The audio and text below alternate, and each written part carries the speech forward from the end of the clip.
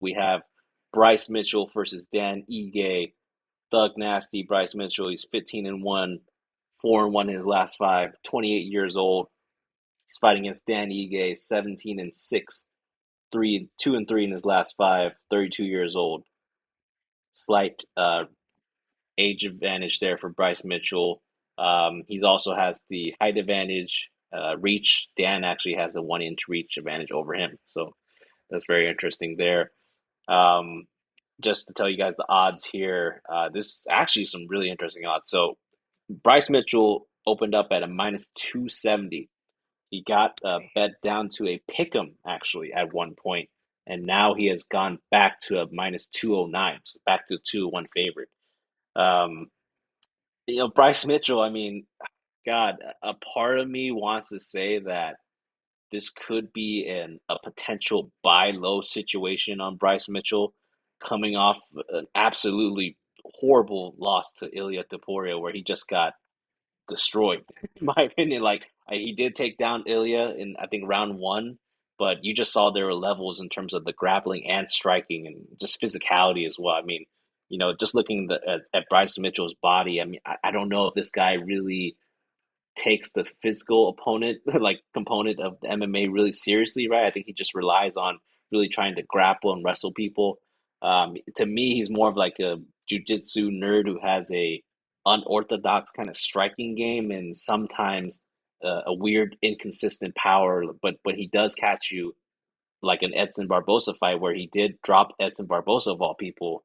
He does have some weird power there, but I think that he's really more of a pace takedown, diving at legs, try to grind it out. But we saw that because of his lack of technique and lack of kind of skill set on the feet, you know, he if he runs into someone who can dish out punishment like an Ilia Topuria, it's going to be bad news for him. That was to me he even though it's unorthodox technique, I think that he has whack hands. Like I don't think his hands is good. I don't think his striking is good. Kicking game kind of like it's everything about his stand up kind of sucks. He's just more of a kind of try to take you down and then try to sub you, which is really something that he's pretty good at actually. I mean, I don't think that he's one of those guys who just tries to lay and pray. He does go for the submissions, which is something that I like.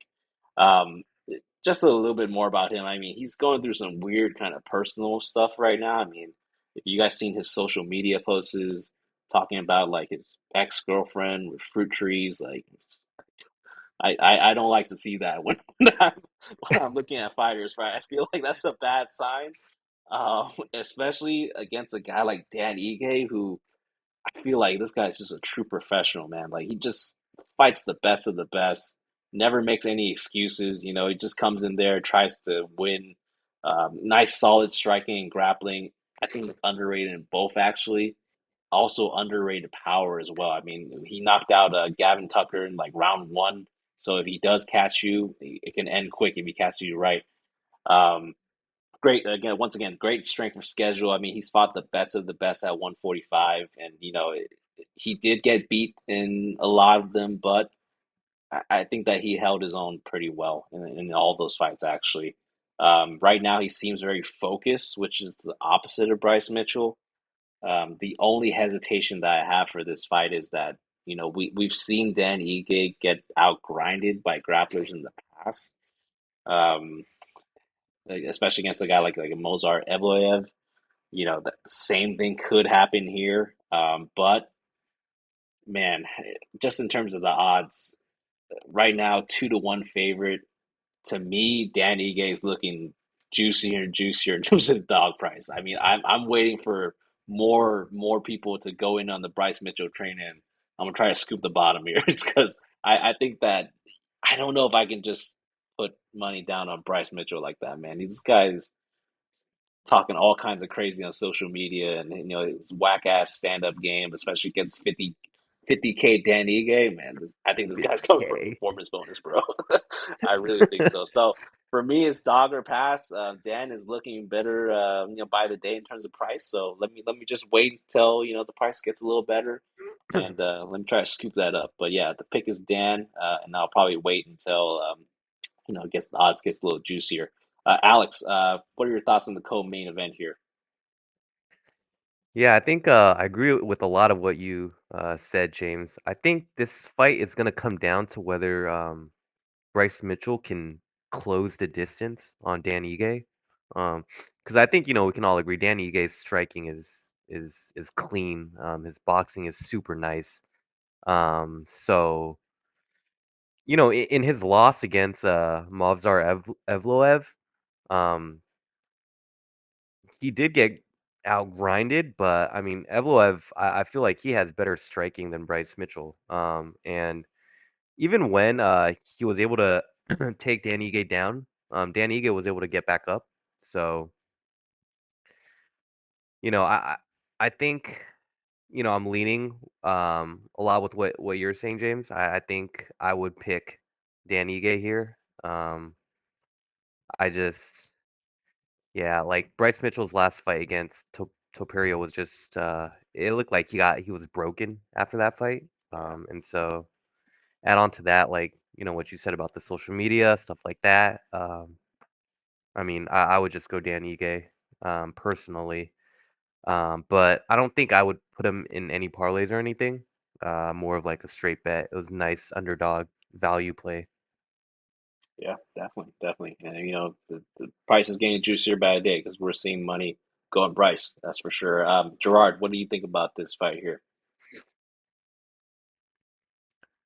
So I was looking at Bryce Mitchell, his fight with Barbosa. Um, Even though he knocked him down, he kind of looked kind of fluky to me. I don't think he's a dangerous striker. I think Barbosa was just walking in there, not caring about his striking, and he just got caught because he wasn't expecting that. So, in terms of Bryce Mitchell's grappling, I think he's like more of a opportunistic grappler, not like Evolov, um, the guy that Dan Ige was having some trouble with in the grappling sense, because Mitchell's not really like a explosive grappler or like uses has the strength of grinding it out. He's more of like kind of opportunistically trying to get you out of position and take you down type of wrestling. Um, what I like in Dan Ige is that he kind of has that similar frame to Poria in this fight. Um, he has solid striking, defense. I think and he also has that power left hook too, which if he catches Bryce Mitchell, it could be an underdog's day, right? Um, I think Danig is kind of like a worn down, tuned down Ilya Taporia to me, if you could see that. He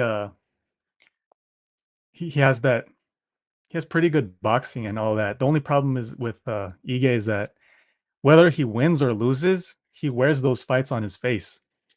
So he always has like a cut or something, even when he wins. Um, so if it goes to a decision, judges might look at his face and it might sway Bryce Mitchell, even if Danny Ige was actually doing more work. Um, in terms of the odds, I do think Mitchell here is probably overpriced, and I do like the value in Dan Ige for this fight. And I forgot to say earlier, the first fight, Mizuki Goldy. Goldy is a OnlyFans fighter, so she has that OnlyFans. Bryce Mitchell, he's a rapper. So in this card, I'm probably gonna be fading the rapper and OnlyFans influencers. Yeah, and I also got Dan Ige. I'm not sure about putting him in a parlay though, but probably a straight up bet. Definitely. It's funny they mentioned that. I think the last OnlyFans fighter that I remember was like the Vanessa Demopoulos or whatever her name is. I remember that was pretty funny. Good strategy right there to pay those people for sure. All right, so it looks like we're kind of all on Dan Ige, which makes me kind of worried a little bit. So it looks like we're all on Dan Ige as a dog here. Let's try and get that dog money. All You right. we like that thug nasty. Yeah. He's actually not that bad of a rapper. I listened to a few of his songs. Yeah. It's Yeah. not bad. He has some flow right there, dude. It's not bad. Like nasty. All right. It's a good nickname too.